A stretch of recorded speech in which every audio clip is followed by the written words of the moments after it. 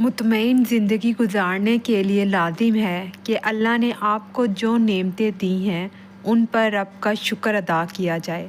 اگر یہ بھی نہ ہوتی تو کیا کرتے؟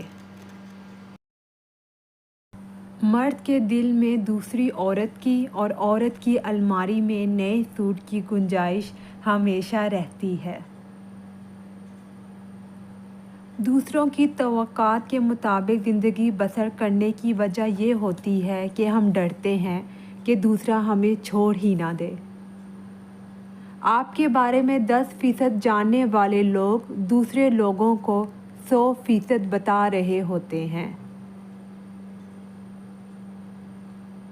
اگر آپ چاہتے ہیں کہ کام اچھی طرح سے ہو تو آپ خود ہی کریں۔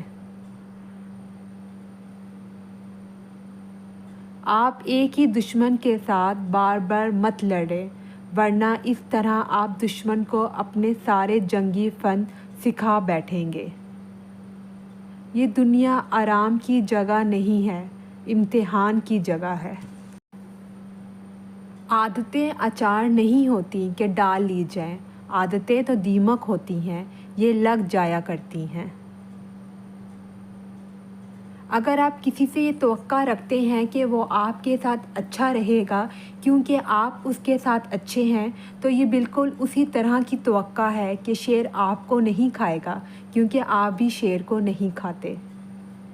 دو چیزوں کے بارے میں انسان کو کبھی پریشان نہیں ہونا چاہیے، ایک وہ جو اس کے بس میں ہے اور دوسرا وہ جو اس کے بس میں نہیں ہے۔ زمانے نے عجب پلٹا کھایا ہے۔ پہلے لوگ عبادت چھپ کر اس لیے کرتے تھے کہ کہیں شہرت نہ ہو جائے، اور اب اس لیے چھپ کر کرتے ہیں کہ کہیں لوگ مذاق نہ اڑائیں۔ کوشش کریں مرنے سے پہلے اللہ کو پیارے ہو جائیں۔ پتہ نہیں مرد کے دل میں عورت کے لیے اتنی جگہ کیوں ہے؟ وہ عورت کے لیے اتنا لمبا قالین بن جاتا ہے جو محبت کے پہلے لمحے سے لے کر زندگی کے آخری سانے تک پھیلا ہو۔